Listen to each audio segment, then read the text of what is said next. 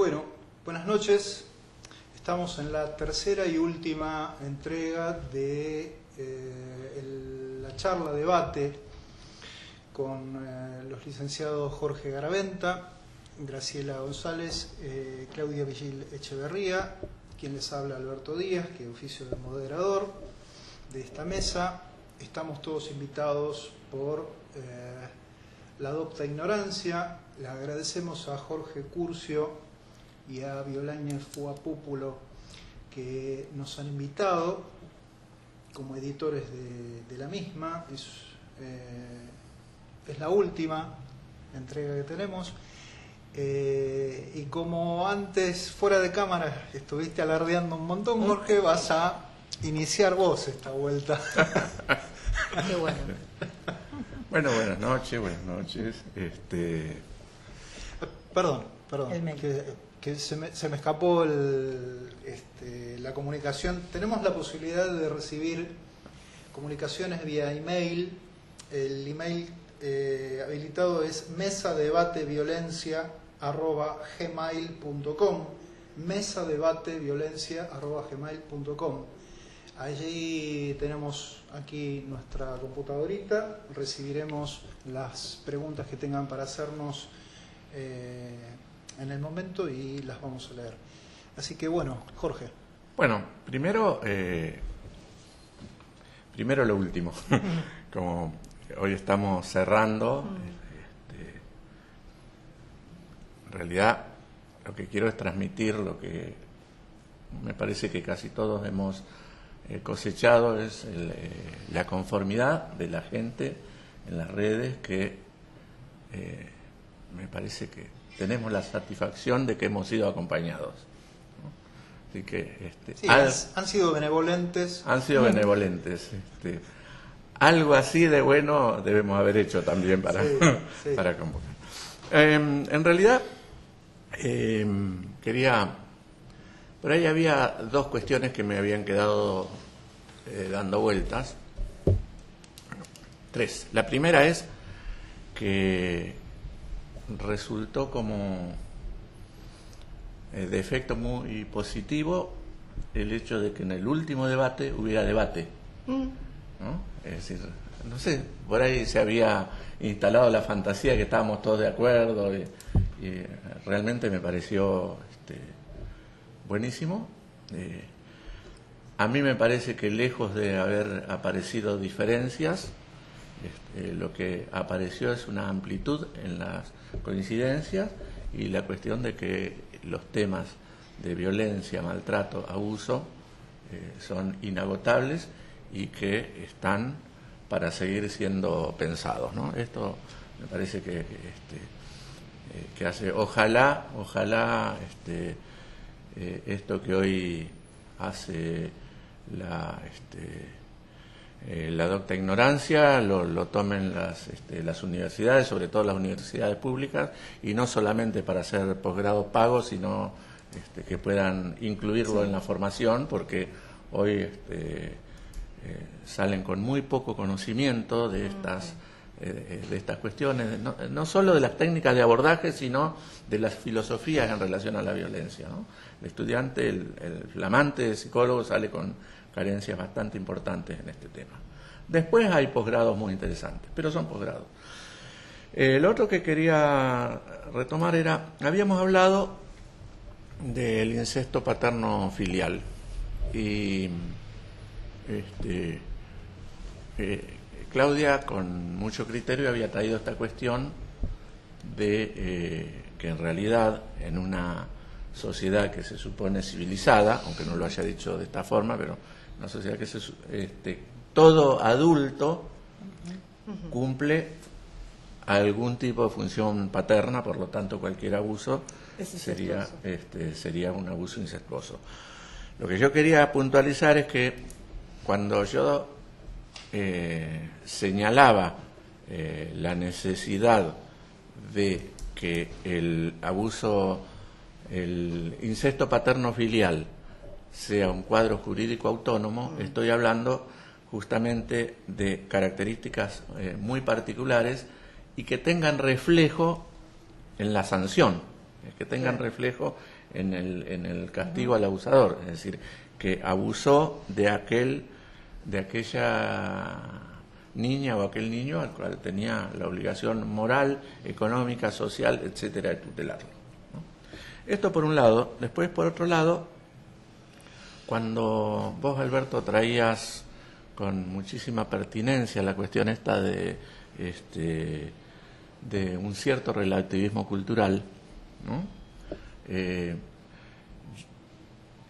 Primero aclaro que en ningún momento te referiste al incesto, sino a otro tipo de situaciones, por lo menos no al incesto paterno-filial, ¿no? Pero lo que yo quería plantear, porque ya al margen de lo que Alberto trajo, es la cuestión del relativismo cultural en relación al incesto paterno-filial, que más allá de que efectivamente pudiera haber alguna civilización, alguna comunidad que avale por usos, costumbres, tradiciones, cultura, lo que fuera, el incesto hacia un niño o hacia una niña, lo que no se soslaya, lo que siempre está presente de cualquier manera, es el sufrimiento de la víctima, ¿sí? Aún si está validado desde las tradiciones de ese. Por eso yo hoy cuando hablamos planteaba la cuestión de la flagelación de los genitales femeninos en algunas culturas orientales, ¿no? Que sea parte de la cultura, que sea parte incluso de la ley en algunos lugares como Irán, por ejemplo, no implica que para la mujer que sufre esa flagelación es un sufrimiento extremo, ¿no? Entonces, lo que planteo es que el sufrimiento también puede llegar a ser un lugar de corte. Eso para no...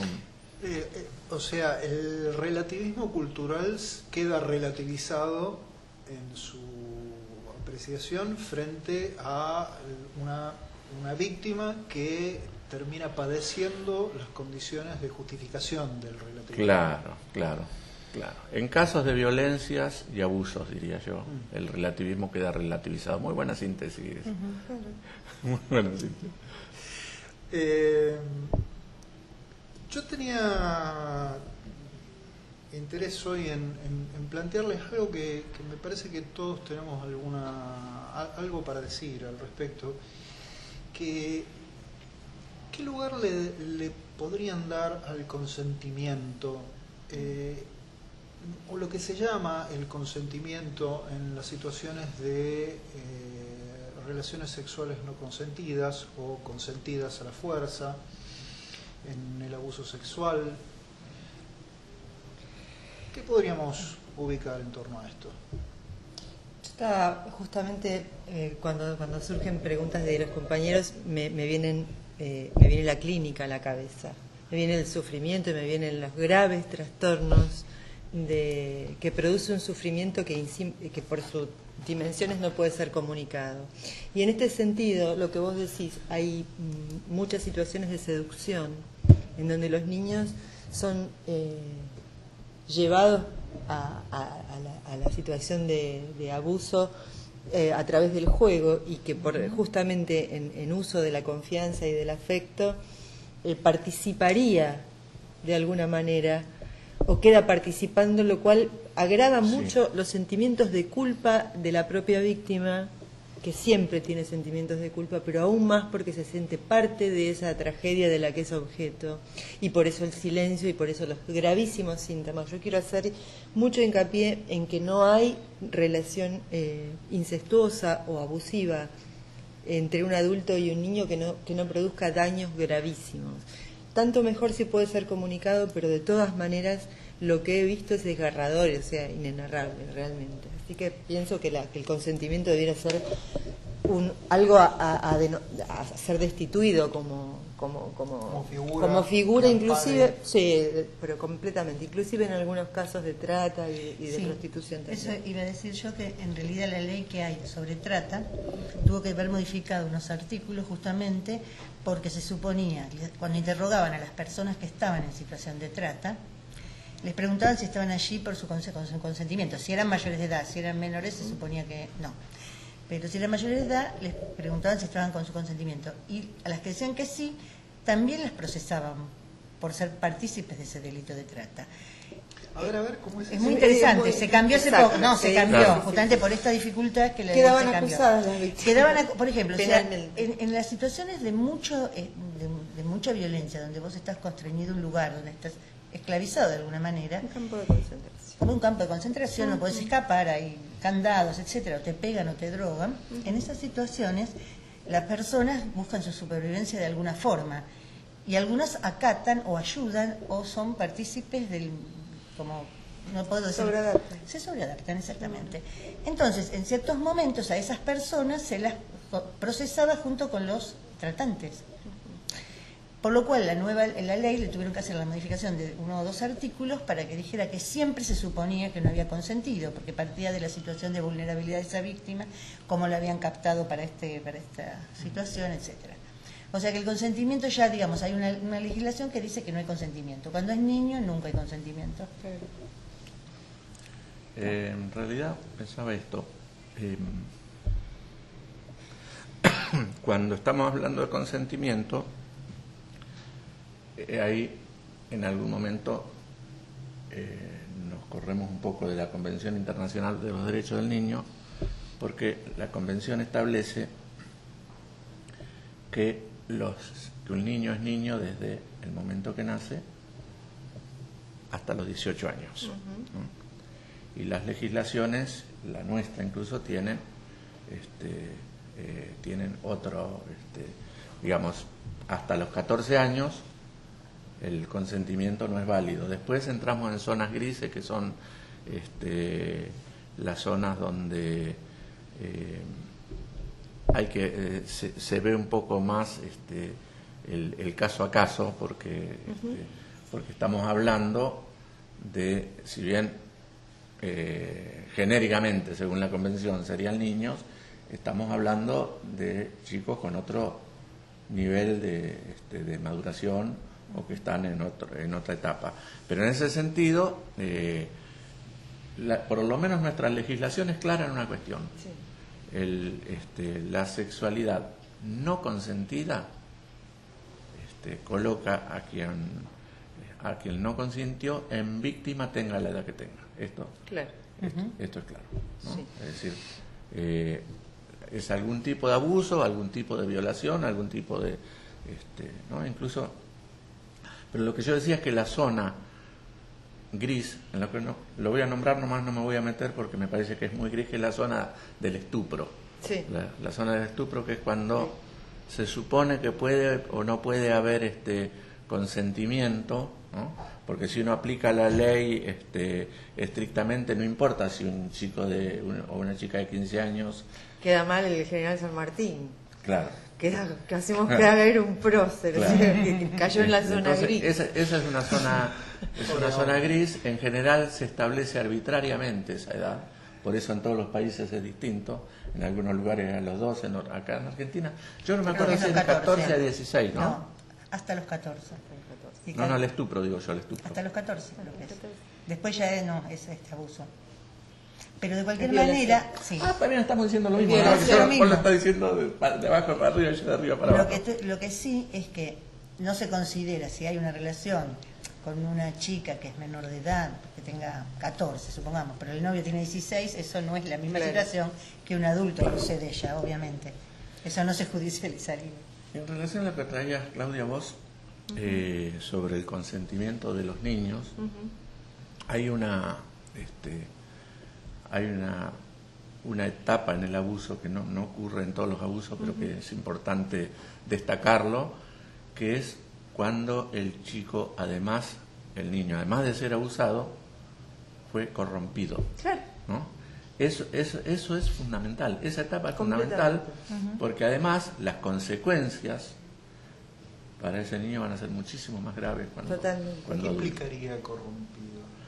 Que el chico termina como, entre comillas, asintiendo, disfrutando y hasta buscando la Es relación sexual. motivado o instado a inclusive a tener relaciones con otros niños como si fueran adultos. Sí, o con otros adultos. Esto uno claro. se veía en las épocas de los institutos, se veía muchísimo esto Sí. de los chicos chiquitos que buscaban de alguna manera, claro, eran efectos de... Abusos de Es poder, victimización. abusos de poder, Sí. claramente habría que por ahí nombrar, tenemos casos, tenemos el Padre Grassi, tenemos nuestro Corsi que se nos ha metido en la profesión, pero me parece bueno identificar. Ya sale, ya cumple, en unos meses cumple la condena y ya sale. Oh, bueno, pero lo quiero Bueno, de cualquier nombrar manera, para poder seguir hablando con interes- autoridad. fue interesante que- porque ninguna decisión de un niño, si no es libre, es válida. A eso es lo que apuntaba con Incluso de víctimas adultas, algunas no son libres tampoco para elegir. Por más bueno, que sean pero adultas, esa es una pero no. zona complicada. Claro. Pero con respecto a Corsi, el juicio fue un juicio abreviado porque el chico abusado ya había cumplido la edad donde tenía que declarar y no quiso exponerse. O sea, se pactó ese juicio abreviado, por eso sale pronto. Claro, una condena que era como mínimo de Es 18 años reconveniente. pasó a ser de 3 años. Mira. Pero justamente esta cuestión, ¿no? Como que el chico no quiso exponerse, o sea, como los efectos que provoca el abuso, donde finalmente lo tiene que declarar frente a su abusador, cuando ya tiene una determinada edad, más de 18. Respecto del consentimiento, ustedes lo que están ubicando es que si, aunque hubiere una decidida, entre comillas, decidida búsqueda de un niño, una niña, respecto de encuentros sexuales con su abusador, eso no justificaría establecer la figura del consentimiento. No, De ninguna manera. No. de ninguna manera. Y si pueden comunicarlo o transmitir alguna impresión, ¿cómo se trabaja eso en la clínica con estos, sobre todo con las niñas que están en situaciones?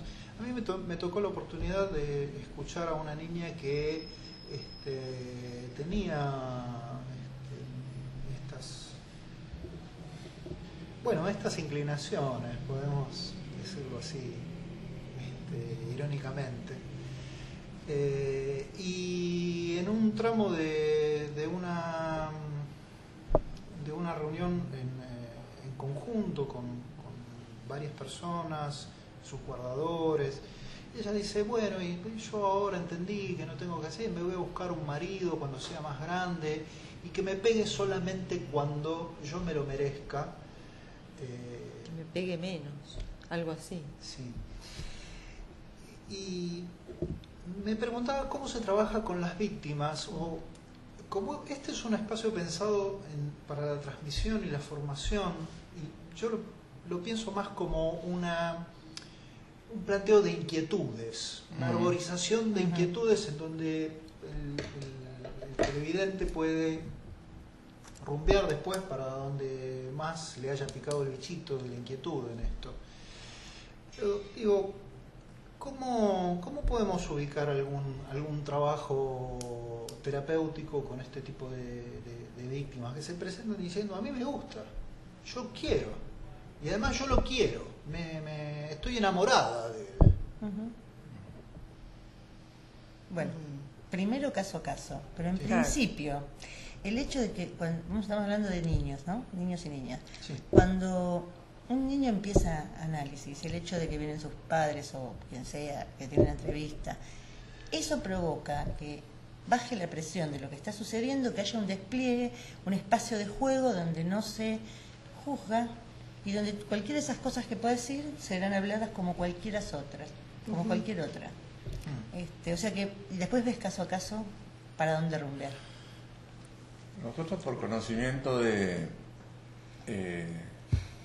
tanto de la psicología evolutiva como de la psicosexualidad que hemos estudiado durante toda la vida y la seguiremos estudiando, me parece que estamos más o menos en condiciones de establecer por qué sostenemos que es patológica la irrupción de la sexualidad adulta en la sexualidad infantil, ¿no? Y sobre todo porque efectivamente la niña o el niño pueden estar enamorados. Genera una alienación. Sí. Claro. Se genera una alienación. Claro, pero De esa alienación se puede salir de diversas maneras. En este caso, a mí no me tocó nunca una persona que, digamos, que se planteara que le gusta, que le hace bien, o no sé, este caso que es muy fuerte. particular. Más bien, sí, gente que ha silenciado por años esto, y que me Exactamente. topa una niña que tiene 40 años, que se refiere a sus 11 o 12, donde esperaba que el abusador... Sí, claro, pero que en realidad quien habla es esa niña que no había podido hablar, porque no se crece, digamos, lo que por lo menos yo he podido encontrarme en la clínica, es que se puede silenciar por muchísimos años, pero algo de ese tiempo no transcurre en la medida que no ha sido tratado el tema de la violencia sexual que ha sufrido. Sí. Entonces no podría... O sea, lo disruptivo y lo devastador es lo que dice Jorge, Sí. que la sexualidad adulta no tiene por qué irrumpir en el proceso, en la evolución Claro. del chico. Claro. Porque si bien una niña, como decíamos en las veces anteriores, una niña puede ser una pequeña seductora a determinada Seguro. edad, el adulto en general no compra. Sí, esta postura que vos describís que tuviste en la clínica es una de las formas de alienación que puede ir mutando, pero es claramente algo que a trabajar, digamos. ahí, Alberto, yo me acordaba la famosa frase de Freud cuando decía: no se puede convocar a los demonios y de huir espantado ante su presencia, ¿no? Porque en realidad me parece que esto se engancha con lo que hablábamos la semana pasada cuando diferenciábamos lo terapéutico de lo pericial, ¿no? Sí. Digamos, en lo terapéutico no estamos para juzgar, no estamos para corregir, sino para Alojar. Para alojar. Para claro, alojar. Claro, para abrir preguntas, para ver de qué se trata eso. Y si bien es imposible no tener la impresión, si viene una niña o un niño enamorado de un adulto que lo ha abusado, seguramente nuestra sensación interna, como antes se decía, contratransferencial, nos va a dar una pista clara de lo que estamos pensando, ¿no? Pero, digamos, en análisis no podés hacer otra cosa que poner eso entre paréntesis y decir, bueno, como le dijo Freud a Dora, ¿no? Vamos a ver de qué se trata, sigamos trabajando, Claro. ¿no? Yo creo que de cualquier manera, cuando se empiezan a sacar las hojas de la cebolla, es decir, Eso no se ahí sostiene. inmediatamente cae el imaginario Sí. del enamoramiento. No es el caso más típico el que vos relatás. En general es como dice Claudia, gente que ha silenciado durante años, que lo ha llevado como un sí. pesar durante mucho tiempo. Pero sí puede ser usual lo que Alberto plantea ya en preadolescentes, preadolescentes con adultos de mediana edad. Sí, me estoy refiriendo exactamente a eso. Sí, eso sí. Sobre todo en la provincia. Hay en el librito que tiene Elías Neumann sobre victimología, tiene una referencia a un caso de una niña de 15 años que está manteniendo vinculación afectiva y relaciones sexuales con un joven que le lleva no muchos más años, pero lo suficiente como para Que ser- desafine. Claro. Para que sea delito. Y Sí. él es encarcelado y Neumann lo que plantea es cómo la justicia rompe el amor. Porque Neumann le pregunta al joven por qué no se casa, y con la figura ya del matrimonio él quedaría libre de la prisión. Dice, porque yo la quiero, manifestaba el muchacho, y no es una cuestión de que tengamos que quedar forzados a casarnos para ganar algo. Entonces él lo proponía como una cosa a mi gusto sorprendente, ¿no? De la justificación en el amor. También lo tomaba en relación a hay jóvenes que se inician en la práctica clínica, que vienen a supervisar y preguntan, bueno, pero entonces, ¿la pasa bien o no? Si la pasa bien, entonces no quiere decir que le hace tan mal. Hay como una confusión, ¿no?, en eso. Y una confusión, vos, Jorge, mencionabas a la formación.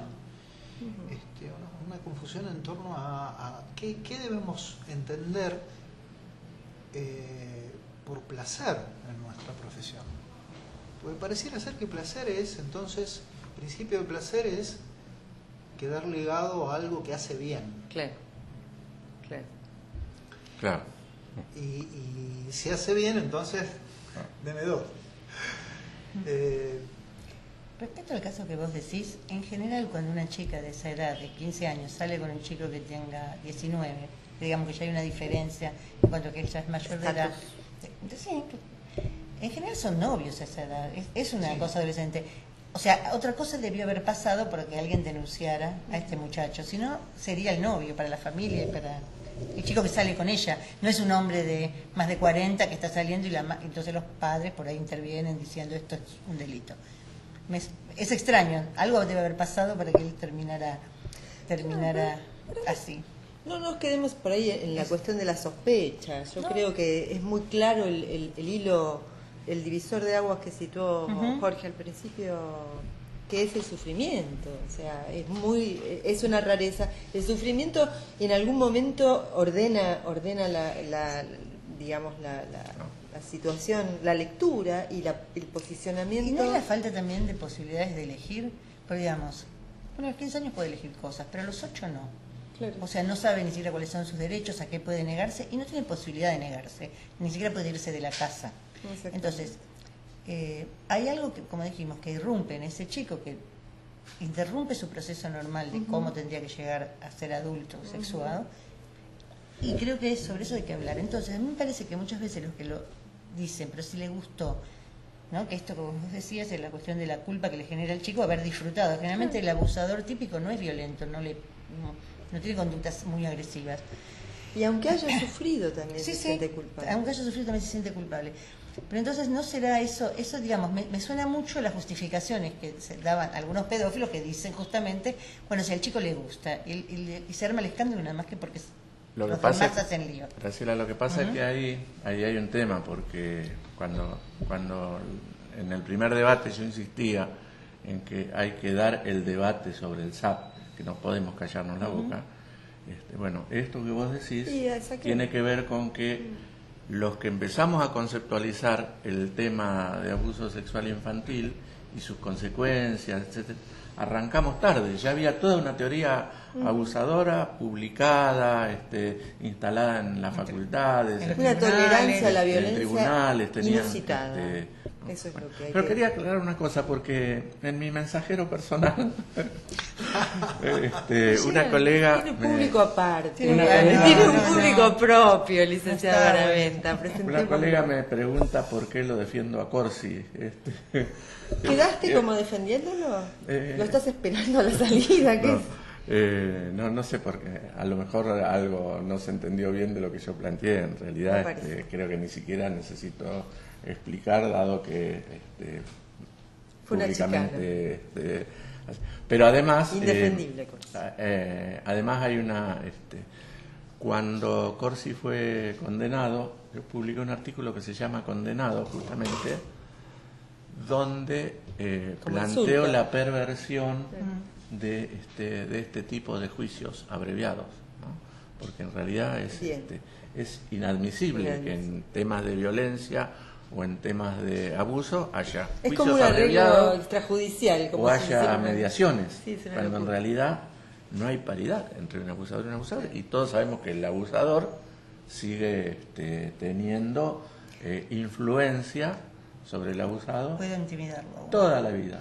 Tiene la gravedad de ser una perversión en el sentido lacaniano de versión del padre, ¿no? Muy compleja y muy dañina, porque se trata de un psicólogo reconocido por el tratamiento de las violencias. O sea, realmente lo traigo como algo que puede pasar, porque la perversión anida y se abreva en estos lugares donde se tratan cosas bien morbosas, Sí. se cuelan, porque hay un... El caso Corsi fue gravísimo porque pegó en el medio de nuestro trabajo, sí. y además porque fue claramente implementado por los enemigos. Por ejemplo, hoy se sigue hablando de Corsi como un tipo que desarrolló todo el tema de abuso sexual infantil, y en realidad Corsi lo que desarrolló fue violencia contra la mujer. Lo que pasa que compiló Era un compilador. varios libros, pero él no trabajaba con niños, trabajaba con adultos, pero además trabajaba fundamentalmente en violencia contra la mujer, ¿no? Lo que pasa que, bueno, pero tampoco se puede negar que ahí la pólvora nos explotó en nuestras propias manos. Es decir, no podemos decir no teníamos nada que ver, no. Evidentemente, decir que la Corsi locura es paseó algo, por todos nosotros. La locura es algo que puede pasarle a cualquiera. Eso es algo que tenemos que decir. Pero tenemos... Sí. No. No. Pero, Era eso. alguna vez Alfredo Grande, en una de las listas que vos tenías armadas, él puso, no sé si específicamente en relación al caso Corsi, pero él puso algo así como que él se sentía interpelado a tener que responder. Nosotros dentro de la profesión nos tenemos que sentir interpelados frente a los desarrollos patológicos, perversos de este señor. Yo lo interpelaba, yo quisiera iluminarlo como, digamos, algo con lo que yo al menos no me siento, digamos, siento que hay que denunciarlo porque está ensuciando un trabajo. Sí, de hecho cuando Jorge dice que explotó en nuestras propias... Porque se dedicaba a la formación, y nosotros estamos hablando de formación y estamos diciendo que falta... Y es muy delicado trabajar con incluir en la formación de psicólogos, médicos, psiquiatras y otros profesionales, pediatras, profesionales de la salud, sobre el tema de violencia sexual, porque es tocar resortes muy excitantes y enloquecedores y completamente perturbadores para cualquiera. Requiere un trabajo muy serio el tema de... Sí, lo que Alfredo planteaba en aquel momento fue a raíz de que precisamente hubo toda una corriente muy fuerte hacia todos los que trabajábamos en abuso sexual infantil y en violencia contra la mujer, y lo que Alfredo decía es, si nosotros siempre estamos pidiendo explicaciones, ahora que la bomba cayó de este lado, no podemos dejar de decir algo, por lo menos, ¿no? Yo creo que yo no diría, no comparto esto de sentir interpelado. Yo sí sentí que tenía que salir a decir algunas cosas, ¿no? En ese sentido sí. Pero no me sentí interpelado en lo personal, y si me hubiera sentido interpelado en lo personal hubiera tenido que ir a análisis, porque evidentemente la culpa me hubiera jugado una muy mala pasada. Claro. Está bien. Sí, quería decir algo. Por favor. Con respecto al juicio abreviado, una de las cosas que se están pidiendo ahora es que los testimonios que han sido grabados en cámaras Gesell de esos chicos puedan ser luego pasados en video, y no que la víctima vuelva nuevamente otra vez a declarar. La retraumatización. Exacto. Si eso hubiera sucedido, no hubiera habido este juicio abreviado, hubieran tomado ese testimonio que ya estaba dado en cámara Gesell y hubiera podido seguir el juicio sin la presencia de este chico que ya había cumplido los 18. Y por otra parte, lo que sí se generó fue una sospecha muy grande acerca de todos los que trabajan, como vos estás diciendo, ante el abuso. Digamos, a nivel de las pericias o de los informes que uno hacía, era todo cuestionado por las otras partes diciendo, todos son discípulos de Corsi. Discípulos de Corsi. Digamos, no dicho así de esa manera, pero... Sí, dicho de esa manera. Y dicho de esa manera también, no todos los sí. casos. Sí. Porque todos estudiaron con él. No. Porque alguna vez fuimos perversos polimorfos. ¿Y ¿Eh? quién no ha sido un perverso polimorfo alguna vez Claro. en la infancia? No, pero estaría bueno. Yo, por ejemplo, nunca estudié con Corsi ni nunca toqué un libro de Yo me compré uno y lo tiré porque eran compilaciones, eran trabajos de otros. De Bonino, de otra Claro. gente, sí, de España. No hay. No. No era un verdadero autor, digamos. Pero lo cual sorprende la ganancia de prestigio. Marketinero. Sí, más de ese orden. Que me parece que aquellos que están más en el marketing. Me mira a mí. ¿Por qué me mira? No. Por el psicotrauma. No. Sí. No, está bien. Pero uno no deja de estar en Ya se pasó el aviso, Claudia. No, ¿qué aviso? No hay aviso. Claramente no es eso. Corsi evidentemente hacía un trabajo de marketing importantísimo y sobre mucha gente de nombre importante también del trabajo muy reconocido sobre violencia también adhería. Acá y en España. Claro. Es un daño grave. Yo creo que es un problema más político que de otro orden. Pero bueno, ya me estoy yendo de mi papel de moderador. Bueno, pero ya que Jorge habló de la cuestión de la formación de grado de los estudiantes, también tenemos una cuestión de que mucha gente se acerca a ser estudiante de la Facultad de Psicología en la esperanza o con la ilusión de resolver sus problemas personales. Luego la carrera lo va llevando por su camino y generalmente todo el mundo empieza terapia, pero algunos no. Exactamente. Todos hemos tenido algún compañero o algún alumno incluso que uno piensa, ¿qué va a hacer de su vida? ¿Qué va a hacer de la vida de sus consultantes? De sus consultantes sobre todo. En relación a la formación de profesionales, ¿hay alguna currícula que debería, o más bien, ¿hay algunos contenidos que deberían sí o sí estar en las currículas? Yo estoy trabajando en una cátedra y creo que es infaltable la inclusión, es completamente necesaria la inclusión de temas vinculados a la victimología, a los derechos humanos. Sí. Me parece que eso ya no es serio en humanidades que siga faltando alguna cátedra o varias cátedras que puedan iluminar las distintas problemáticas, porque es parte de la demanda cotidiana de trabajo de un profesional de la salud mental, me parece. Sí, una cosa que se avanzó bastante en la facultad respecto a la época que yo estudié es que ahora hay prácticos profesionales, donde los alumnos van circulando, sus prácticos son en las instituciones, además de tener una franja teórica. Entonces, bueno, en ese sentido, sí, hay instituciones donde ven estos temas, pero tampoco son demasiadas. Debería ser obligatorio, esa es la cuestión. Debería ser obligatorio, eso se podría pensar, y también, bueno, que hay una materia electiva que tiene que ver con el tema, pero es electiva, mucha gente no la elige. Sí. Entonces pueden salir... ¿Una materia? Hay una materia electiva, optativa, sobre estudios de género, de la UBA, Facultad de Psicología de la UBA.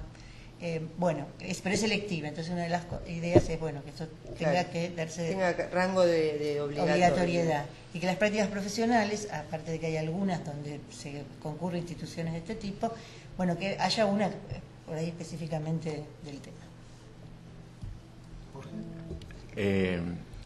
Yo creo que hoy, por ejemplo, circula muchísima bibliografía sobre temas de abuso y violencia que rara vez están incluidas en la facultad, ¿no? Es decir, qué sé yo, por ejemplo, todo el trabajo de Irene Itev y además muchísimos psicoanalistas que han desarrollado muy seriamente el tema de abuso. Sin ir más lejos, la Fundación San Javier tiene un papel sin ir más lejos, la Fundación San Javier hace 10 años que viene haciendo jornadas sobre la temática y produciendo material, publicando. Y la Asociación de Psicólogos tiene un foro de psicoanálisis y género.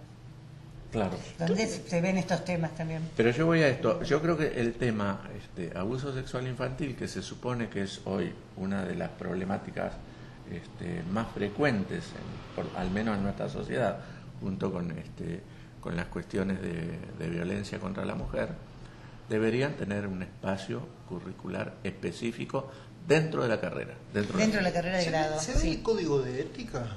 Hay una materia de ética, sí. Sí, en la facultad hay 2 cátedras incluso. En Capital tenemos un problema, es decir, la adhesión al código de ética es voluntario. Vos te sometés al Es código opinable la ética. te sometés al código de ética si te haces socio de la Asociación de Psicólogos. Si no, no respondes éticamente, más allá de que alguien vaya y haga una denuncia en el Ministerio de Salud, que yo hasta hace unos años decía quién se va a tomar el trabajo de ir al Ministerio de Salud. Pero más allá de eso, ¿ves? Hombre de poca fe.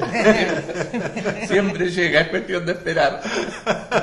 ¿Quién se va a poner a hacer un trámite más en este Porque mundo? Pero- Vos decías, perdón, sí. No, el código de ética y fundamentalmente las cuestiones de la mala praxis deberían estar al orden del día. Y de cualquier manera hay dos Claro, cátedras, creo, la de ley de ética. Sí, ¿no? hay 2 cátedras en la Facultad de Ética. Una, la de Fariña, me consta que ha trabajado muy bien, no sé, la otra no la conozco. Ha trabajado No muy bien recuerdo en durante este años, momento. no sé ahora, ¿no? Pero sí, Pero ¿qué valor entonces tiene un código de ética que solamente vale para los asociados a una institución? en realidad es así. Buena pregunta. Qué buenas preguntas. Al- Alberto Díaz. Capital Federal es hoy el único distrito que no tiene colegio. Entonces, el único distrito de todo el país que no tiene colegio de psicólogos. Entonces, como lo que queda como agremiación posible es la asociación es voluntaria. Entonces se supone que el Ministerio de Salud debería tener un código de ética, pero el Ministerio de Salud no tiene ni ha desarrollado ni piensa desarrollar un código de ética. Entonces, ante cualquier denuncia lo que hace es o remite a la justicia civil, salvo que sea una cuestión administrativa, pero si no, remite a la justicia civil o pide opinión al Tribunal de Ética de la Asociación de Psicólogos de Buenos Aires. Pero en realidad el usuario porteño es el que más desprotegido está de Pero todo de el país. cualquier manera, como el resto del país, como vos decís, todos están colegiados los colegas, hay un código de ética de FEPRA, que es la Federación de Psicólogos de la República Argentina, y ese código se supone que es obligatorio para todos estos colegas colegiados. Pero Sin menos para embargo- Capital Federal. No, pero vamos a trasladarnos a la provincia de Buenos Aires imaginariamente. Sin embargo, dentro de la provincia de Buenos Aires, los distintos distritos, los colegios de los distintos distritos, por más que existe el código de ética, por más que están sometidos a él, por ejemplo, hay colegios que defienden el SAP. ¿Cómo? Que apoyan, muchas de sus personas, no voy a decir todos, pero algunos apoyan esta Recordamos- teoría. El síndrome El de síndrome alienación de Síndrome parental. de alienación parental, que no lo tenemos reconocido, bueno, y algunos lo apoyan. Por ejemplo, ahora en San Isidro hubo una convocatoria en contra, digamos, una jornada donde hubo personas que estuvieron hablando críticas al SAP. Pero hay otros colegios donde apoyan colegas que tienen esta postura. O sea, por más que tienen el código de ética que es obligatorio. Con lo cual entonces el código de ética en Buenos Aires funciona como una especie de norte posible a futuro. Tenemos expectativas de que en algún momento en Capital se colegie la profesión y... Qué interesante que- Mira, es medio complejo. Yo de cualquier manera diría, por ahí es demasiado específico este tema y Sí, volviendo capaz a que la gente violencia. pero quería terminar con esto. El tema de los códigos de ética, en realidad, se supone que legislan exclusivamente sobre la actividad de los psicólogos, y en el país, digamos, hay prácticas psicoterapéuticas no solo por parte de los psicólogos, sino de psicoanalistas que tienen otro tipo de carrera de grado, por Claro. ejemplo, que de cualquier manera no se puede negar la pertinencia por lo menos para mí, desde la legitimidad de una práctica, ¿no? Pero digo, también esas son prácticas que quedan al margen de cualquier código de ética. Ni que hablar de otras colegas, digamos, que quieren ser colegas nuestros, que ni siquiera tienen matrícula del Ministerio de Salud y que atienden pacientes. por ejemplo, Sí. counselors. Me parece tan interesante que esto que yo decía, ¿no? Que como corolario del tratamiento que hemos hecho, que nos parece poco, por lo menos a mí me parece poco lo que hemos trabajado, aunque hayamos recorrido bastante sobre las violencias, reposar y ir cerrando con el tema de la ética, apoyarnos en la ley, en la legalización, me parece lógico, aunque es cierto que hay territorios donde son complicados de regular, como por ejemplo el psicoanálisis, frente a otras prácticas que son un poco más esotéricas, qué sé yo. Pero me parece que es la respuesta que estamos dando por ahí intuitivamente es una interpretación de que a la violencia se responde con reglas, con algo que venga de la mano del pacto social. Con la ley. De la ley, claro. Con la ley desde el punto de vista de lo legal y con la ley desde Igual el para psicoanálisis. que nos atraviese a todos por igual en algún momento, pero que posibilite la subjetividad. Lo que hablábamos la vez pasada, que en casos de abuso se necesita que alguien intervenga porque no hay tercero. Exacto. No hay nadie que coarte a ese padre. Es un tema muy complicado y pareciera ser que está lejos de las cuestiones de las violencias. Pero fíjense que la cuestión de la colegiatura y el código de ética funcionaría como un enlace, porque no tiene valor jurídico. Claro. ¿Sí? No tiene valor de peso jurídico, pero sí de peso moral. Claro.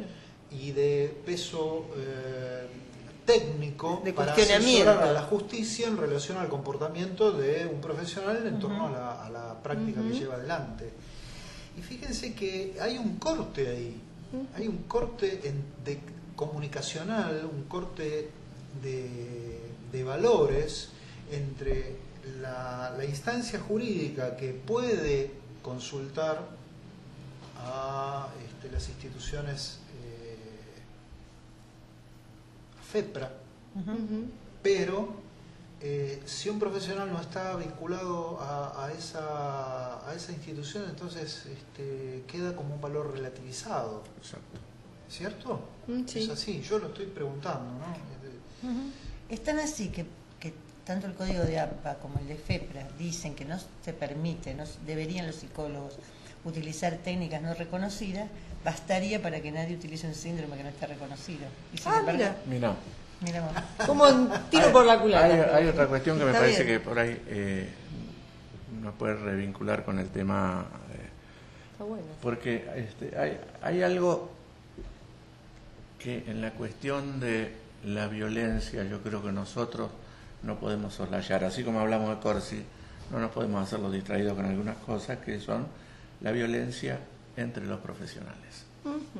La violencia entre los profesionales por cuestiones de marketing, por cuestiones de envidia, por cuestiones de espacios, ¿no? Lo asocié por lo siguiente: cuando yo sufrí la campaña en contra,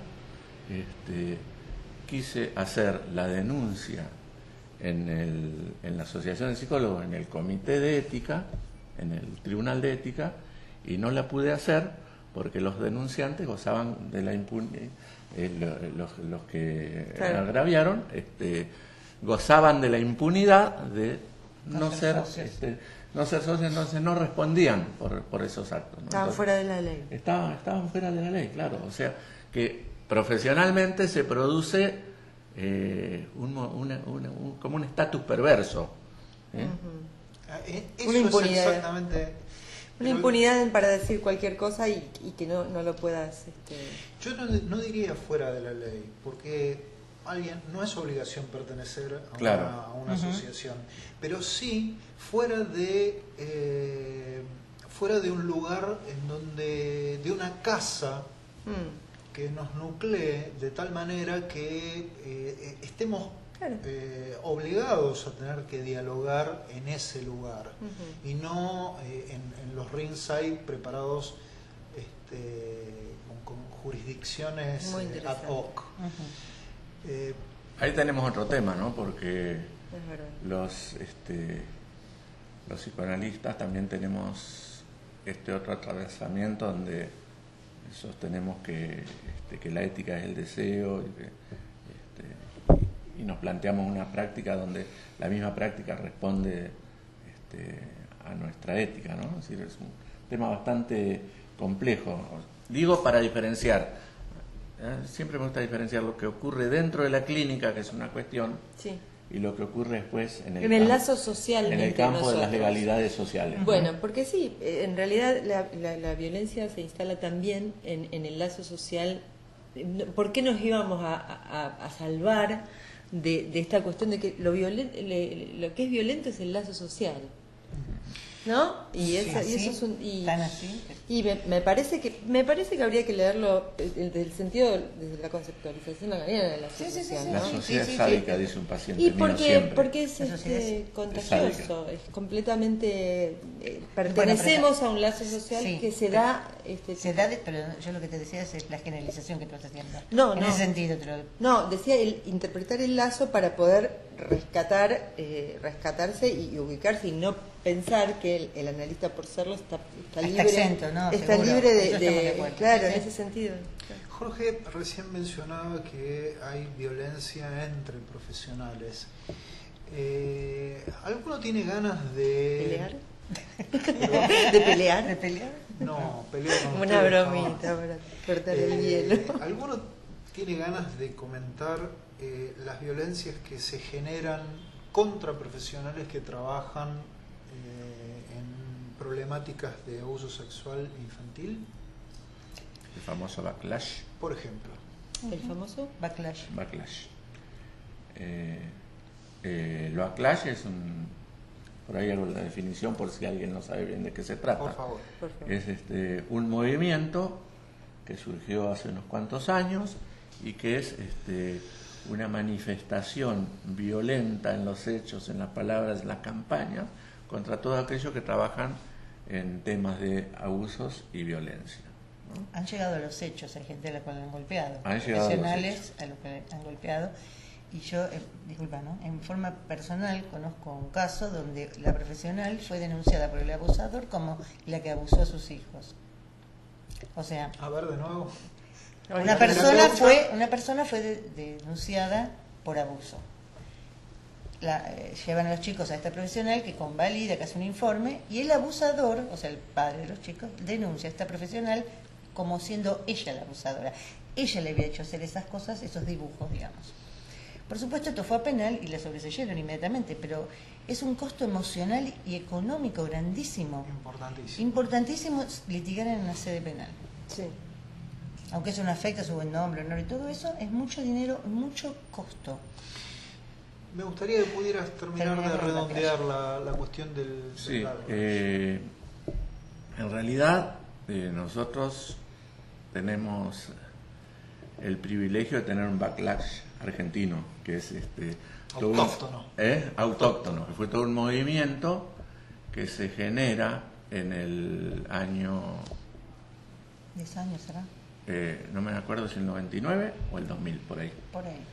Que es un movimiento liderado por el juez Cárdenas, que era un juez de menores, de un juzgado de menores muy famoso, muy conocido, y que publica un artículo que tuvo muchísimas repercusiones, que fue publicado en la ley. Publicar en la ley es como si fuera una ley. El artículo se llama La denuncia de la denuncia de abuso. El abuso de la denuncia de abuso. ¿No?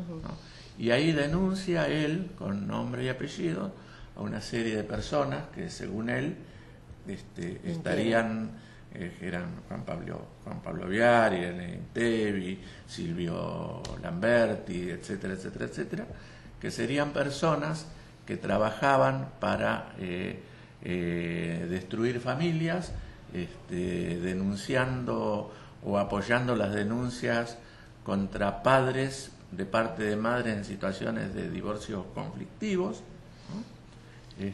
Esto mereció después un repudio generalizado, pero la cuestión se instaló por el prestigio que este juez tenía en ese momento, ¿no? Y entonces, bueno, eso, digamos, produjo un retroceso muy grande porque hubo gente que se retrajo, porque además cuando uno habla de de backlash, no puede dejar de hablar del síndrome de burnout, que es el síndrome de la cabeza quemada, que es cuando en realidad digamos, estás tan sobrepasado por las presiones que te genera esta actividad, Desgaste por empatía. que finalmente, claro, y hay un burnout que es básicamente efecto de trabajo con mujeres golpeadas y con niños abusados, ¿no? Ese juez una vez a una joven que yo tenía alojada en uno de los programas que dirigí en una época, en el 90 y pico, estaba insistía en desvincular a una mamá de sus hijos porque era pobre. Y obviamente yo misma y todo el equipo estábamos ahí tratando de alojar a esta chica para que pudiera ganar dinero y trabajar, porque si no el juez Cárdenas se la iba a sacar. Y yo digo, pero doctor, entonces una persona que vive en una situación de precariedad económica debería, usted le sacaría a los hijos si caen en este juzgado. Sí, me contestó en una audiencia. Claro. Y esa violencia, yo me acuerdo que era muy, muy tiernita. Y me pareció escandalosa. Finalmente esa jovencita egresó con sus hijos. Claro, Claudia, pero además porque había una institución que la estaban parando azarosamente. En realidad, vayan a saber cuántos pero niños han sido vinculados además de lo que iba a por pobreza en el 90. Sí. Situémonos en la historia argentina en los 90 y pico. O sea, alguien que no ganara, era muy fácil no ganar, muy fácil. No tener de plata. Cualquier manera, lo que yo quería recordar es que no eran fallos burdos, no es que decían porque no gana lo suficiente, entonces no, sino porque que aparte tiene una agencia de adopción. Lo fundamentaban en una institución que se llama lo fundamentaban. ¿Cómo denunciar? Lo fundamentaban favor, en el convenio, en la Convención Internacional por los Derechos del Niño. Ellos decían, en honor al interés superior del niño, es que se fundamentaban allí. Claro, lo fundamentaban así, protegían al niño, ¿no? Y entonces hacían esta y había agencias privadas de adopción que estaban con personas que pagaban honorarios altísimos. Pero vos habrás sido testigo de que la mayoría de los compañeros y compañeras no querían meterse. Es decir, sí, había que tener coraje para enfrentarse a un juez. ¿No querían meterse con qué? Con este poder. ¿Con el tema o con el poder judicial? Con la violencia, claro. Sí, con el poder que hay detrás de esto. Había miedo. Sí. De hecho, hubo lugares oficiales, como por ejemplo el Hospital de Niños, que sufrió denuncias, ¿no? Pero la gente que está trabajando en instituciones estatales en este momento está más protegida porque se supone que la Procuración los representa jurídicamente si tienen un conflicto. Los que estamos en instituciones privadas o trabajando en consultorio tenemos más vulnerabilidad. ¿Conocen las operatorias que se realizan como scratches a profesionales, pancartas, pegatinas? ¿Tienen noticias de...? ¿En qué tema? ¿En qué tema? Porque... Digo, ¿te referías a que organiza APADEGI, la asociación? Ahora sí. Sí. A ver, porque yo salgo poco y no me caso. Sí, APADEGI es la asociación de padres separados de sus hijos. No todos, algunos de los cuales, digamos, en APADEGI hay integrantes de muy buena intención, pero la estructura en sí, la mayoría, es una estructura que apunta a defender a padres que han sido separados de sus hijos. Sostiene el SAP. No solo sostienen el SAP, sino que la doctora Susana Pedrosa es una de las principales expositoras teóricas digamos, ha publicado libros donde sostiene la pertinencia del SAP. La pertinencia del SAP, exactamente, ¿no? Bueno, y efectivamente ellos, ante la reiterada aparición de fallos en contra, entonces terminan organizando, en general no contra las madres, casi todos los scratches que hacen son contra los jueces, contra los abogados querellantes, ¿no? Es decir, y en algunos de los casos hacen como hoy hay se han diversificado porque una rama de APADEGI es los padres del obelisco, ¿no? Que son padres en la misma situación, digamos, y que hacen, no sé si la siguen haciendo, hasta hace unos meses hacían marchas alrededor del obelisco. Alrededor del obelisco, denunciando una situación de injusticia, ¿no? De impedimento de contacto. De impedimento de contacto. Yo tengo noticias que aleccionan a los padres para que tengan casi como rutinas de acoso. Se presentan con pancartas en el trabajo de la mujer que es madre de los hijos en común. Llaman por teléfono insistentemente, pero hay como, no me atrevería a decir un decálogo, pero sí como una línea de acción, una operación de acción. Pero todas esas actitudes que vos estás describiendo, en realidad los hombres que son violentos hacia las mujeres las hacen solos. Eso es lo que se les ocurre siempre. ¿Sí? No hace falta pertenecer a ninguna de estas instituciones. Creo que lo que sí hacen específicamente, y que creo que están leccionados porque en varios casos es lo mismo, es una manera de litigar donde termina esto y empiezan otra cosa y hacen un juicio por impedimento de contacto y lo hacen en otra jurisdicción. O sea que la mujer está recibiendo permanentemente citaciones de distintos lados. Por ejemplo, ahora tengo una paciente que está siendo peritada en 2 lugares a la vez. Mandada por 2 juzgados distintos porque le hicieron 2 denuncias en 2 juzgados y nunca se juntó la causa, ¿no? Entonces, esa otra conducta es típica del hombre violento. Cuando la mujer se aleja de él, llaman 100 veces al trabajo, le tocan el timbre a la madrugada, la esperan, la asustan. Tengo una paciente aterrada porque el ex marido usa el síndrome de alienación parental y fuerce un pernocte de una bebé, una cuestión muy, muy complicada que realmente... siempre la tranquilizo hablando del desprestigio del que goza el SAP en la mayoría de los foros, pero bueno, es cierto que... Vamos a decir una cosa, que por ahí complementa esto que vos estás trayendo, porque me preocupa que no vaya a quedar la cuestión de que es opinión contra opinión, ¿no? No, claro, está muy bien. Digamos, ellos dicen el síndrome de alienación parental existe, nosotros decimos el síndrome de alienación parental no existe. No es así, en realidad hay opiniones de un lado y lo que nosotros hemos hecho ha sido, yo la semana pasada hice circular un montón de trabajos sobre el SAP. Lo que nosotros hemos hecho es mostrar cómo es la psicología del niño, mostrar cómo es la evolución del niño, cómo son las etapas psicosexuales, mostrar que es una falacia esta cuestión de que a un niño se lo pueda adoctrinar como si fuera una tabula rasa, mostrar las herramientas que permiten diferenciar cuando un niño está diciendo la verdad de cuando está mintiendo. Los elementos diagnósticos. Claro, elementos diagnósticos, es decir, hay una serie, hay una construcción científica, hay un constructo a disposición de quien quiera leerlo, que se diferencia notablemente de la opinión de decir, no, el síndrome de alienación parental existe porque las madres son malas, entonces le hacen la cabeza a los pibes para ponerlo en contra de los padres. Aparte, aún en el caso de que en alguna circunstancia esto pudiera suceder, que alguien adoctrine a un chico, ¿no? Aún no nos hace falta conceptualizar ningún síndrome para darnos cuenta de esta situación, sale en el mismo diagnóstico. Claro. Tenés herramientas como para ver de qué se trata. No me hace falta. Y nosotros podemos tener esa escucha un poco más amplia. Los otros escuchan siempre SAP. Esa es una diferencia también muy grande. Los que sostienen esto ven SAP en todo.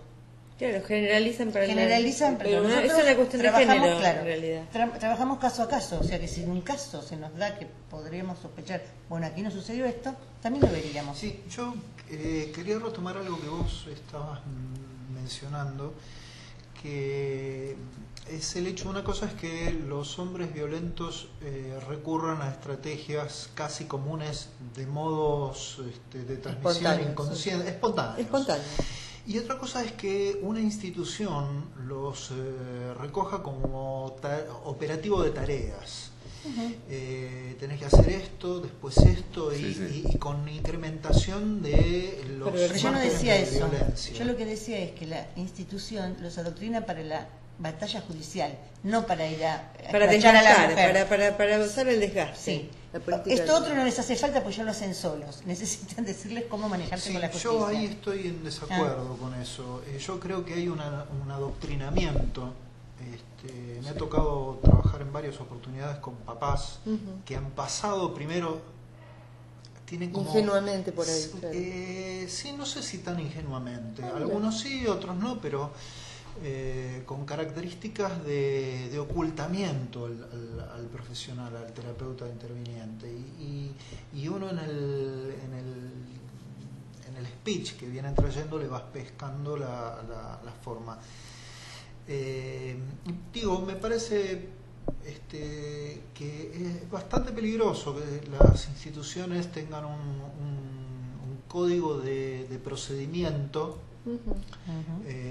oculto, porque no es que lo ponen a viva voz, pero sí todos se van manejando del mismo modo, o por lo menos lo que yo he podido recoger es que tienen como una modalidad de hacer las Modus cosas operandi.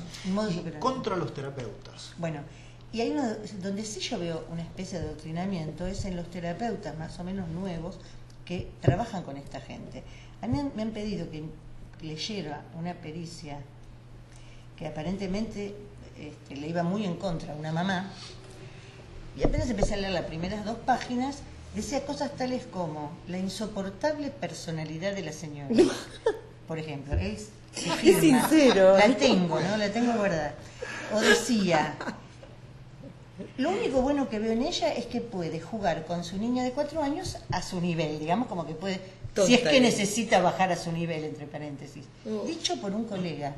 O sea, en cambio cuando habla del señor, el señor era maravilloso y escuchaba la voz de los referentes de Apadelle. Pero puesto así, o sea, esto no se lo enseñaron en la facultad.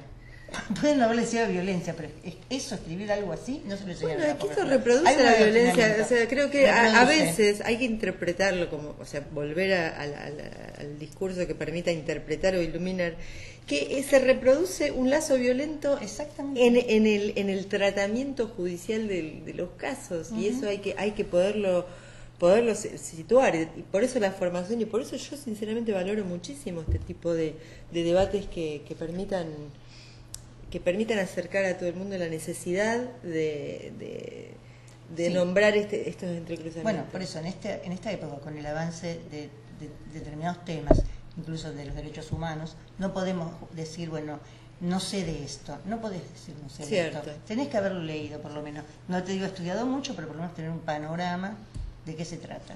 El otro día hablábamos del psicoanálisis en relación a otras técnicas después de la profunda... No la provoques, no la provoques. No pienso meter la pata más, ya Yo puedo agosté decir todos algo mis de eso también. El psicoanálisis en estos temas vino a establecer una impronta irreemplazable, que es la posibilidad de comprender los mecanismos tanto en abusadores, golpeadores, como en sus víctimas, y permitió y permite entender el dinamismo del lazo, la viscosidad, porque algunos lazos son tan difíciles de romper. Permitió establecer cuándo hay víctimas y victimarios y cuándo hay un sistema violento, que no son lo mismo. Claro, no es lo mismo un claro, sistema violento. claro. El psicoanálisis vino a traer todo esto, y además creo que la grandeza que tuvo el psicoanálisis fue que se permitió confrontarse a sí mismo, ¿sí? Cosa que además históricamente ha hecho el psicoanálisis, pero se confrontó a sí mismo con los temas de violencia. Es decir, el psicoanálisis necesitó, ante la visibilización más moderna de las violencias, necesitó preguntarse cuál era la cuestión intrínseca y cuál era la cuestión social, Sí, ¿no? claro. Me parece que esto marcó diferencias fundamentales. Sí. ¿Se entendió? Perdón. Sí, ya que ella estuvo con el tema de las terapias breves, quiero decir que ¿no también serán una violencia así? O exigir que una terapia sea breve. Sí, yo Estaba pensando algo. Los sistémicos tampoco saben atender violencia. Lo voy a decir así muy breve. El sistema... ¿Te gustó? Sí. Porque es muy complicado atender violencia desde un punto de vista sistémico, del cual no sé demasiado, pero la estructura no es pareja. Gracias. Quería solidarizarme. La estructura... Claro, si vos atendés, suponte, una pareja que consultan por temas... No me hagas reír, pero es serio el tema. Los anunciantes sistémicos de la doctrinancia se cayeron todos. Bueno, si consulta una pareja por un tema de violencia, no es recomendable que hagan una terapia de pareja. ¿Por qué? Porque hay alguien que tiene más poder que otro, la relación es asimétrica por completo. En cambio, para los sistémicos la relación son dos personas asimétricas, entonces a veces desoyen también estos temas. Esto no quiere decir que no hayan seguido estudiando. Por principio. Claro, por cómo visualizan ellos el sistema. Así que es difícil a veces, si no tenés una teoría que te permita, como decía Jorge, los del SAP tienen una opinión. Nosotros tenemos una teoría que nos permite investigar, ver, probar, ver caso a caso y ir viendo. Sí, no, pero seriamente quiero decir. De cualquier manera, de cualquier manera, aunque Jorge va a decir que yo soy contemporizador, yo digo, los psicoanalistas todavía tenemos tanto para estudiar. Sí, tenemos. No, desde ya. Pero digo, no, quiero decir algo que me parece que calculo que cualquier persona puede estar de acuerdo, no se ría. Que es violento plantearle a un profesional que a priori practique para una población de la que no se sabe con qué problemática vaya a llegar, esté formado en terapias breves y aparte, digamos, su trabajo sea asignado a un número acotado de sesiones. Eso es una violencia porque en realidad es restringir el abordaje cubierto. La violencia en realidad está dada desde la institución, ya que por ahí hay un tema que nos había quedado medio de costado, el tema de la violencia institucional. La violencia está dada desde la institución, habida cuenta de que la decisión es administrativa, la decisión no es que económica, no es que hubo un comité de terapeutas que se puso o de analistas. ¿A qué equipo se deriva? No, hubo una decisión. Las decisiones de los prepagos son decisiones que tienen que ver con lo económico, administrativo. Y hay que decirlo porque 30 sesiones de 30 minutos y se paga tanto. ¿Puedo decir algo terrible también de eso? A mí me llegó una paciente nueva. Pide permiso ahora. Me encantó. Una paciente nueva que comenta que había sido atendida en su prepaga, que le habían dicho que tenía que tener 30 sesiones, que era una terapia breve, y ella, ¿qué problema tenía? Le dijo, bueno, tengo un problema con mi pareja, y entonces quiero hablar de esto. Entonces pongamos que en la sesión más o menos 15, ella llega y dice, ay, no sabes lo que me pasó con mi mamá. Ah, no, le dijeron, usted vino acá a hablar de su pareja. Le dijo, bueno, entonces me voy porque yo quiero hablar de mi mamá hoy, y se fue. Y buscó un análisis. O sea, eso es una violencia también, como dice ella, porque el profesional ¿Y si es una interpretación? Tampoco pueden. ¿Qué? ¿Y si es una interpretación? No, eso es lo malo. Es un rechazo, eso fue un rechazo. De eso no se habla, le dije. Pero es un rechazo de la transferencia el tema de la Pero bueno, en las terapias breves no está contemplado. No.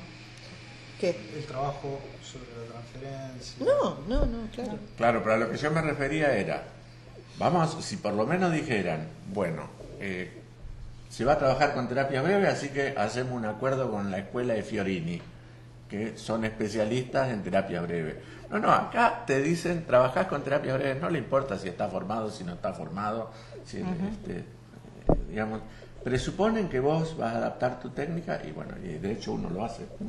Yo no trabajo con obras sociales, pero en general es un callejón sin salida. Bueno, pero tenemos los... Sí, por favor. No, como que es una manera de inserción laboral de colegas recién recibidos.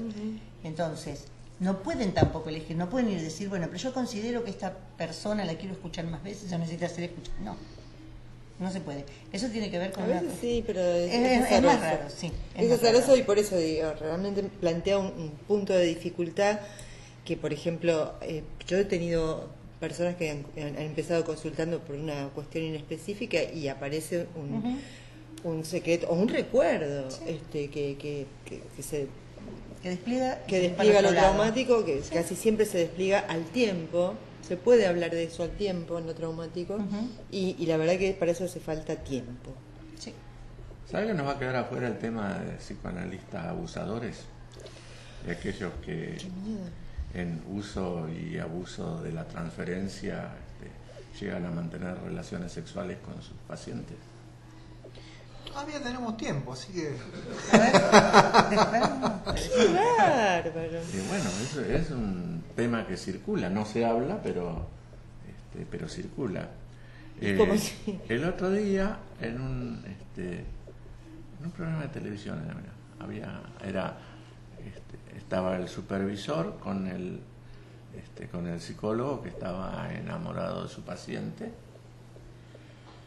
Y entonces él le Un decía... programa de televisión. sí. Una ficción, Ficción. ¿Eh? Una ficción. Una ficción, sí, sí. la de Peretti. La verdad que no sé por qué Creo que estaba sí. haciendo zapping. Pero, bueno, la cuestión es que le dijo el psicólogo, le dice a su supervisor que en realidad yo podría haber pensado en derivarla para que haga su terapia y en 5 o 6 meses volver a buscarla ya como hombre, a ella como mujer. Y el supervisor le dijo: un paciente es un paciente hoy y va a ser paciente toda la vida, aunque ya no sea más tu paciente. Tema interesante para pensarlo. Muy bueno, ¿no? sí. Tema interesante para pensarlo porque tiene que ver con el efecto de la transferencia. Es efímero. Es decir, en algún momento estamos dispensados de la abstinencia. Ese yo te diría que es un tema que nos podría convocar en el futuro. Sí, está bien, porque la transferencia es amor. Es amor. Pero Pero sin llegar a ese psicoanalista que pueda tener relaciones con su paciente. Una amistad, por ejemplo, también me hace ruido. Claro, Bueno, alguien está termina con- un análisis y puede hacerse amigo de su analista. Se ve. bueno, pero ahí me parece que hay otras condiciones. Sí, pero la cuestión de la abstinencia es interesante. Hasta un paciente siempre es un paciente, me gusta mucho más como idea. Sí, Pierdo un porcentaje de amistades.